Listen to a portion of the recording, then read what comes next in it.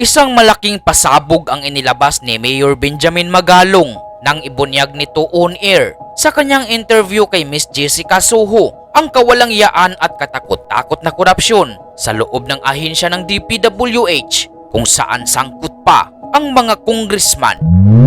Ang isa sa binanggit ni Mayor Magalong na pinagkakakitaan ng mga kawatan ay ang tinatawag na cat's eyes o reflector lights na ating makikita sa gitna ng mga kalsada.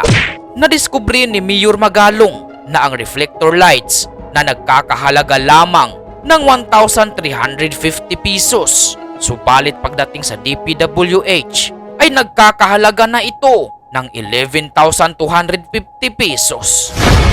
Sa madaling sabi ay overpriced ng 9,900 pesos.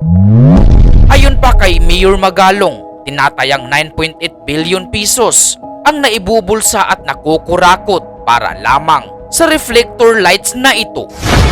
Yung mga cat's eyes po. Nagulat din kami kasi marami nang hindi na nagpa-function, ano? Tapos nakita ko, bakit nilagyan ito? Bakit itong lugar na ito hindi nilagyan? Bakit uneven yung mga distansya? What I did was to get in touch with a similar supplier na accredited din ng DPWH. Quote mo nga kami, bibili kami. Can you just imagine, di ba? 9,900 pala ang bawat piraso ang markup. So, billion pieces ang binili dito sa buong bansa. Millions and millions of pieces. Para mas marami po sila makukurakot. Precisely. Nakaka-insulto na. Sige, lagyan na natin yan. Hindi naman nakakaintindi yung mga Pilipino dyan. Parang ganun na. Nakaka-insulto naman kayo. Isa pa sa isiniwalat ni Mayor Magalong kung paano isinasagawa ang hatian sa kickbacks sa pagitan ng mga contractors at implementing agency kung saan mas inuuna ang kanilang mga bulsa na nagiging dahilan kung bakit low quality o substandard ang mga proyektong nagagawa nila.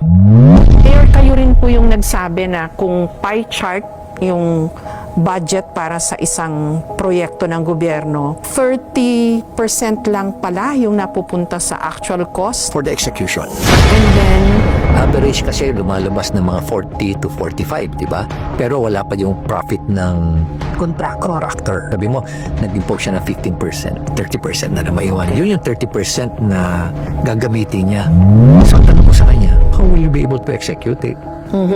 Paano mo ma-assure na quality yan? Sir, hindi sir. Mapipilitan kaming mag-substandard.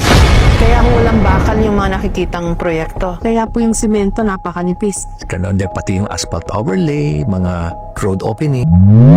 Hindi naman makapaniwala itong si Miss Jessica Soho sa natuklasan niya mula kay Mayor Magalong kung gaano na kalala ang korupsyon sa ating bansa kung saan mahigit 60% sa pundo ng DPWH ay kinukurakot lang pala. Kaya kung i-reduce lang po natin in simpler terms, sa bawat 100 piso nagagastusin para sa proyekto ng gobyerno pala, Yeah. 30 pesos lang ang napunta sa construction, yung sa execution ng proyekto. 8% sa tax. So But is 7% and 1% is bond. 60% halos kinurakot po lahat yun. Ganun po katindi yung problema. Wow! dilimpak-limpak po yung kinikita ng mga kurakot pala. Some of them are stealing 1 billion a year, more than. And if you're stealing 1 billion a year, you're stealing 2.7 million a day. Sinupalpal naman ni Mayor Magalong itong si Secretary Bunuan ng DPWH na matagal na pala niyang pinakiusapan na imbestigahan ang mga maanomalyang proyekto sa ilalim ng kanyang ahensya. Ayon pa kay Mayor Magalong, dala-dala niya noon ang mga dokumento na magpapatunay sa korupsyon na nagaganap sa ilalim ng DPWH. Subalit ang masaklap, sa halip na pakinggan ang suhestyon ni Mayor Magalong, ay nagbingi-bingihan lang itong si Bunuan.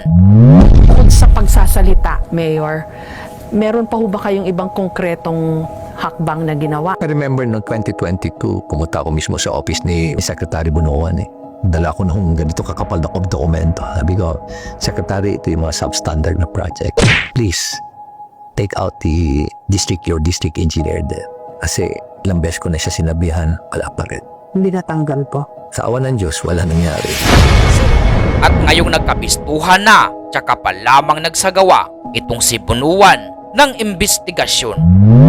We are now validating all the documents, but there are already projects that we have found out na either di namin makita o half done. These are the things that we are trying to unearth. No? Kasi from monitoring submission nila on the status of these projects, I don't know if it is fictitious yung sinasubmit nila na mga project.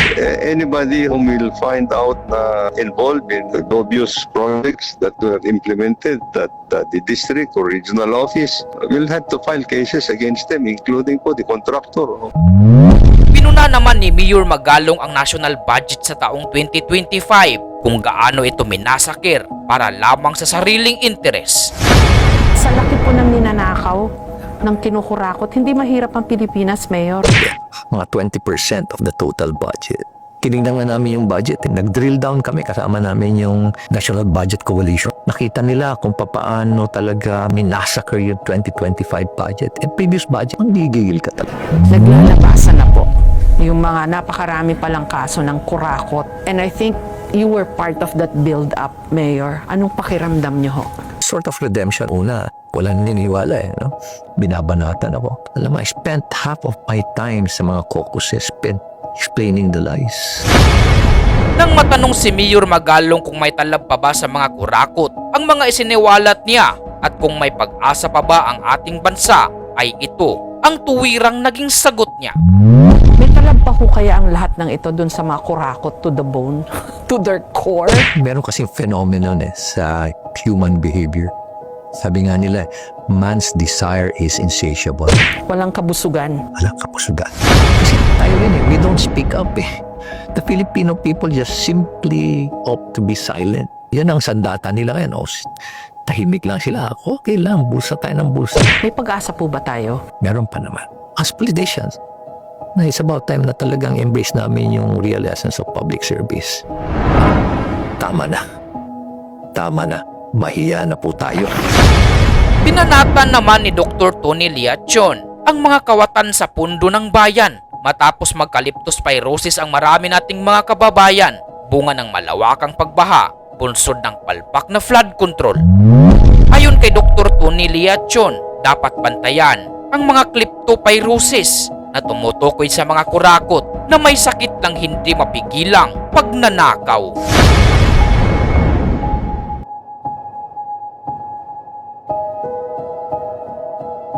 The depth of corruption has become so overwhelming